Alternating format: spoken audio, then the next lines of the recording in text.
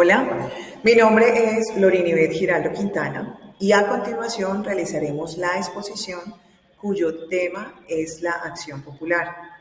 Iniciaré definiendo el concepto de esta figura jurídica. Es un mecanismo para la protección de los derechos humanos, son medios procesales a través de los cuales podemos garantizar los intereses colectivos. Cuenta con unos elementos esenciales. El primero de ellos es que procede contra toda acción u omisión. El segundo es que esta acción o omisión venga de particulares o de entidades públicas.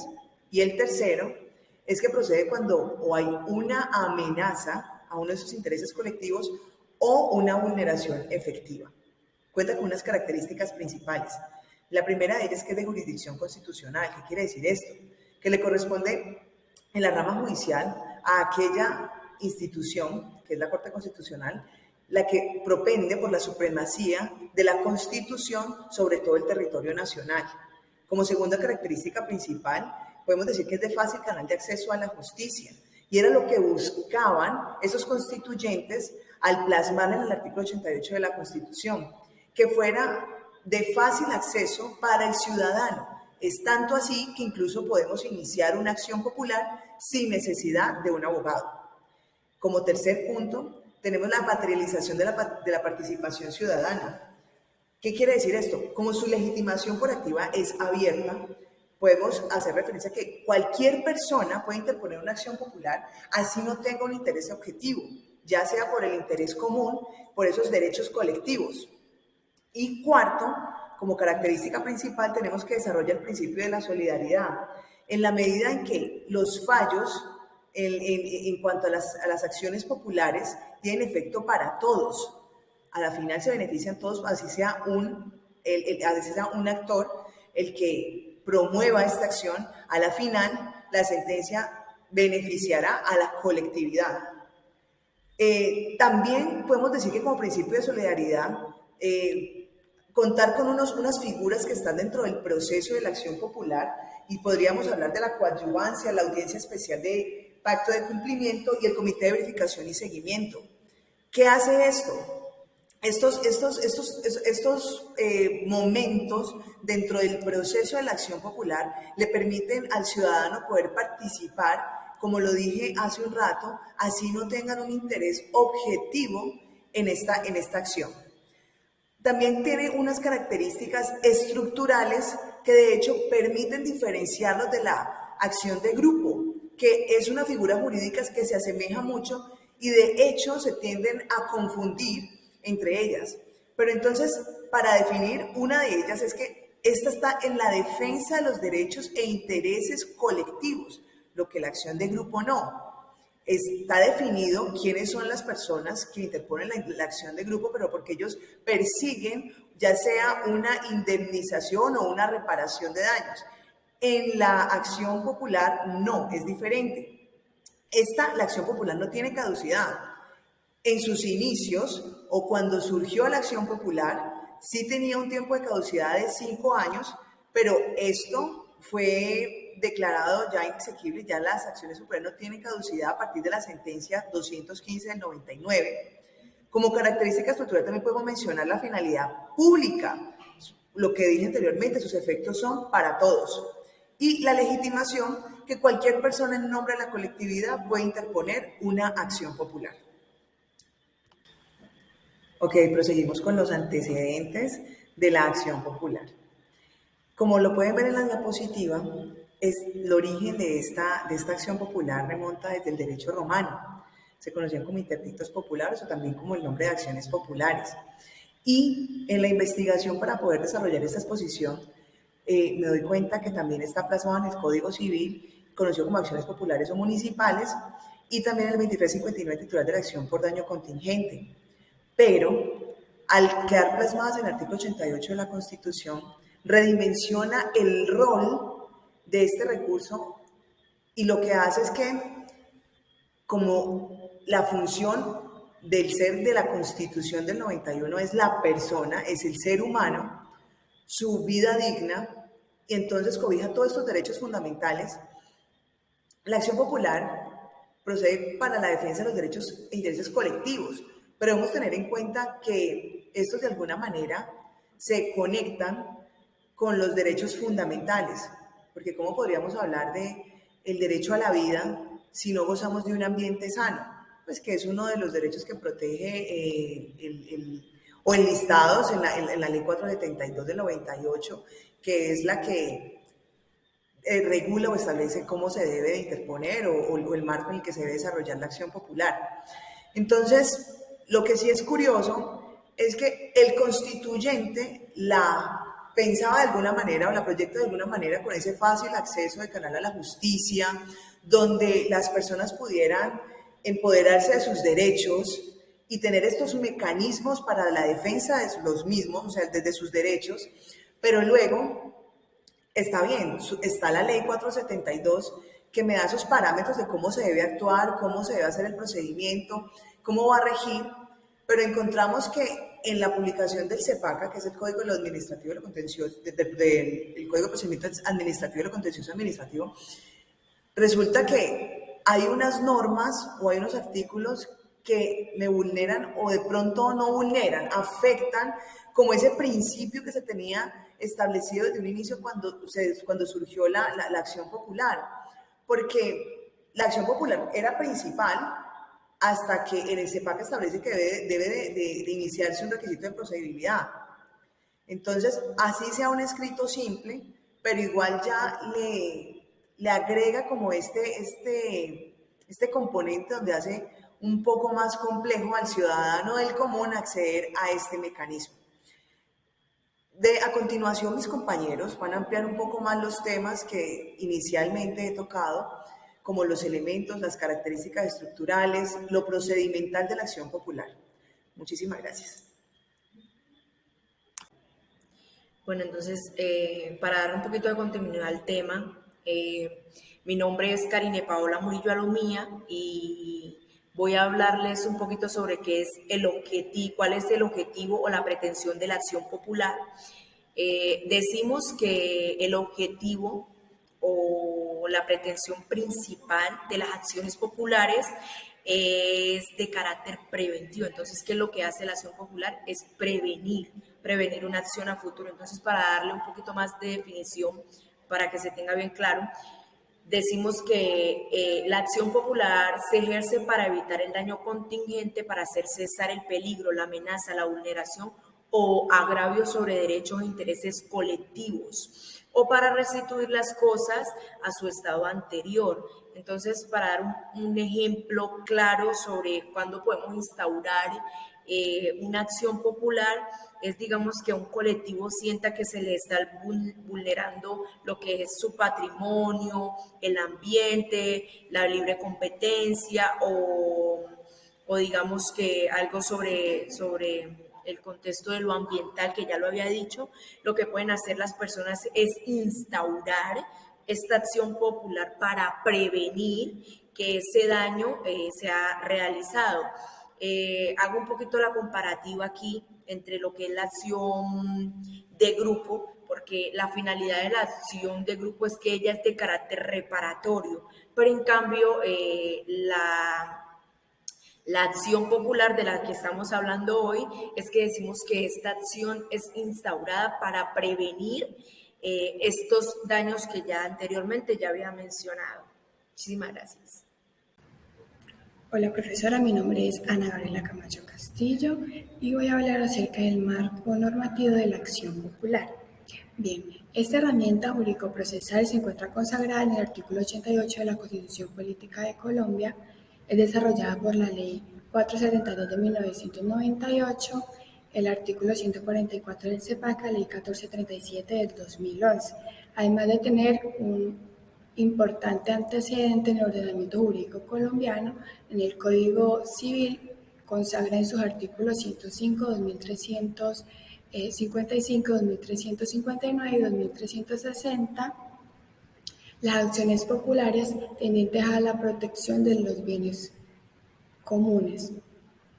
En un plano constitucional, tenemos que a la luz del artículo 88, la acción popular tiene como propósito proteger bienes comunes, evitar el daño contingente y restituir las cosas a estado anterior de ser posible.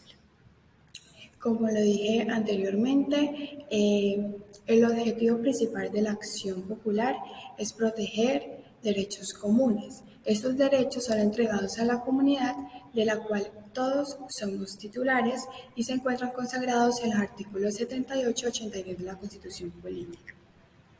Y son desarrollados de manera más detallada en el artículo 4 de la Ley 472 del 98.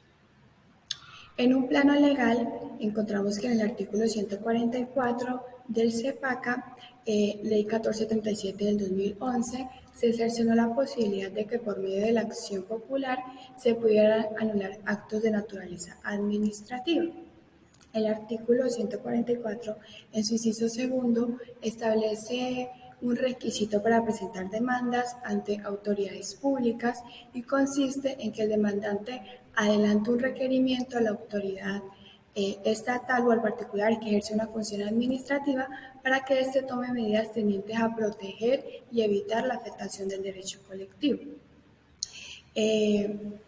Aquí hago un paréntesis y es que existe una excepción que consiste en que, podrá ser utilizada siempre y cuando la persona se encuentre en un inminente peligro de ocurrir un perjuicio. Por ejemplo, puede ser que esté en peligro la vida del actor popular. Ahora, regresando al tema, tenemos que una vez pasados los 15 días, que es el tiempo que establece la ley, una vez presentada la solicitud a la autoridad estatal o al particular que ejerce una función administrativa, si éste no presenta ninguna medida tendiente a proteger la afectación de ese derecho colectivo, entonces el actor popular podrá presentar la acción popular plenamente ante la autoridad de la jurisdicción contenciosa administrativa. Para finalizar, tenemos que en el Código General del Proceso, en el artículo 20, en su numeral séptimo, nos indica que cuando la acción popular no es desarrollada por vía de la jurisdicción contenciosa administrativa, es decir, que es desarrollada por la jurisdicción ordinaria, el juez competente será el juez civil del circuito. En el artículo 32 del mismo código tenemos que las sentencias proferidas por acción popular tendrán un procedimiento de recurso de apelación. Muchas gracias. Buenas noches, mi nombre es Angélica Ibargüen Bonilla. Hoy les hablaré del sujeto activo y pasivo. Sujeto activo. Cuando hablamos del sujeto activo, hacemos referencia a la persona demandante. La acción popular es un medio procesal público, lo cual puede ejercerla toda persona natural o jurídica, las organizaciones populares similares, no gubernamentales o de índole similar. También las entidades públicas que cumplan funciones de control, intervención o vigilancia, pero cuando la amenaza o vulneración a los derechos e intereses colectivos no se haya originado de su acción u omisión. También puede interponerla el defensor del pueblo, el Procurador General de la Nación y los personeros municipales y distritales. Por último, encontramos a los alcaldes y demás servidores públicos que por razón de sus funciones deban promover y garantizar la defensa a los derechos e intereses colectivos. Para presentar esta acción no se requiere de un abogado. Si desea, puede hacerlo usted mismo. Sujeto pasivo.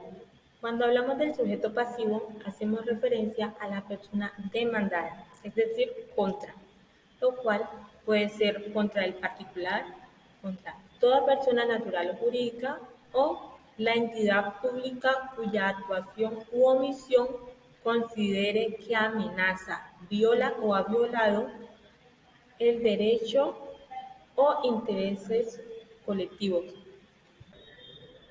Buenas noches, mi nombre es Daniela Gamboa y el día de hoy vengo a hablarles sobre lo que es la jurisdicción en la acción popular. La jurisdicción de lo contencioso administrativo conocerá de los procesos que susciten las acciones populares originadas en actos, acciones u omisiones por parte de entidades públicas o de personas privadas que cumplan o ejerzan una actividad administrativa. Por otra parte, cuando la acción popular va dirigida en contra de una persona en particular, conocerá la jurisdicción ordinaria. Estamos hablando específicamente sobre los jueces del circuito. La acción popular conocerá en primera instancia a los jueces administrativos o a los jueces civiles del circuito. Y en segunda instancia la competencia corresponderá a la sección primera de lo contencioso administrativo o a la sala del tribunal a la que pertenezca el juez de la primera instancia. Mi nombre es Juan Esteban Barona y ahora les voy a hablar de las condiciones de procedibilidad.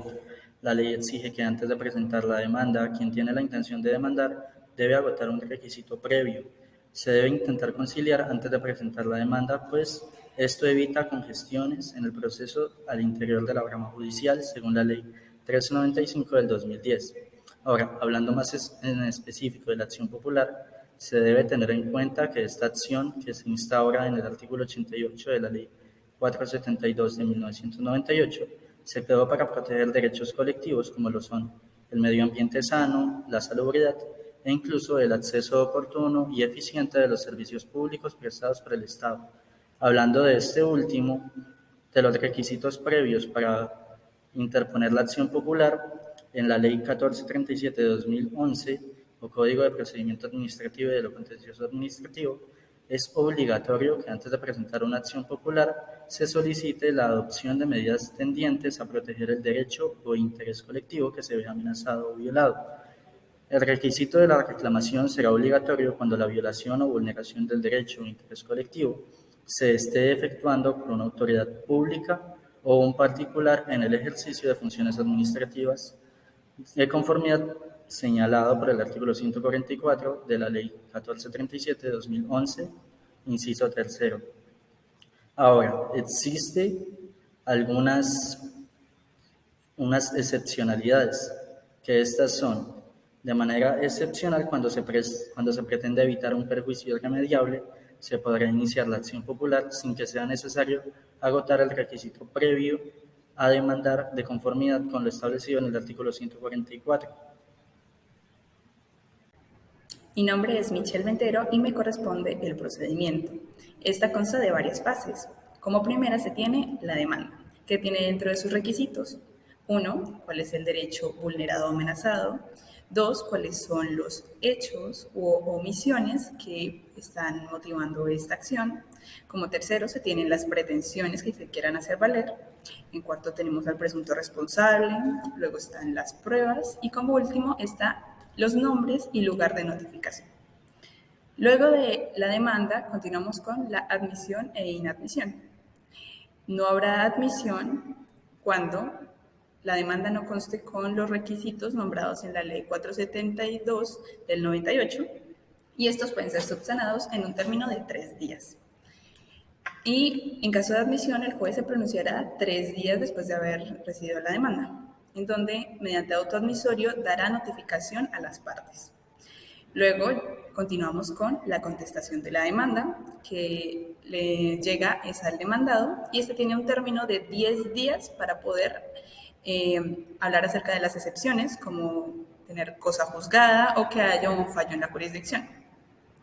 Luego continuamos con el pacto de cumplimiento, que aquí el juez cita a las partes junto con el ministerio para determinar de qué manera se puede proteger el derecho que está amenazado o vulnerado. Y esto se puede hacer cumplir mediante sentencia, las acciones que se deseen adelantar. El juez también puede decretar una persona natural y jurídica para hacer supervisión de que se cumpla esta sentencia, en caso de que haya acuerdo. Si no hay acuerdo, se procederá al periodo probatorio. Práctica de pruebas. Aquí el juez decretará las pruebas pertinentes en un término de 20 días, prorrogables a otros 20 en caso de que haya complicación para poder practicar las pruebas. ¿A quién le queda la carga de la prueba? Suele ser al demandante, pero en caso de que éste no tenga oportunidad ni manera de suplirla, entonces será a la entidad estatal cuyo objeto esté en discusión. Y en caso tal de que éste tampoco, entonces se encargará de ello el Fondo para la Defensa de Derechos e Intereses Colectivos. Finalizado el periodo de prueba, entonces se dará curso a los alegatos, que son un término común de 5 días. Terminado esta fase, entonces se enviará al despacho mediante el secretario para poder emitir el fallo. El fallo puede constar de 2 formas de fallar. La primera es la denegación de las pretensiones, en el cual la acción no pasa a cosa juzgada, por lo que más adelante se puede realizar otro proceso, se puede abrir otro proceso si hay nuevas pruebas. Y en caso de prosperidad, entonces el juez declarará la violación de estos derechos y nacerá la obligación de hacer o no hacer. ¿Qué se puede hacer? De hacer cesar la amenaza, de restituir las cosas a su estado anterior o de indemnizar a la entidad estatal que se haga cargo del derecho vulnerado. 4.11. En caso que se quiera adelantar esta acción, se puede acudir al personero municipal y departamental y al defensor del pueblo. Dentro de las medidas coercitivas que son para garantizar el ejercicio de esta sentencia, entonces existirán como multa 50 salarios mínimos legales mensuales vigentes, como también la conmutación de esto a 6 meses de cárcel. Esta acción no tiene caducidad. La acción podrá promoverse durante el tiempo en que se suscite la amenaza. Esto surge con la sentencia de constitucionalidad 215 de 1999. Muchas gracias.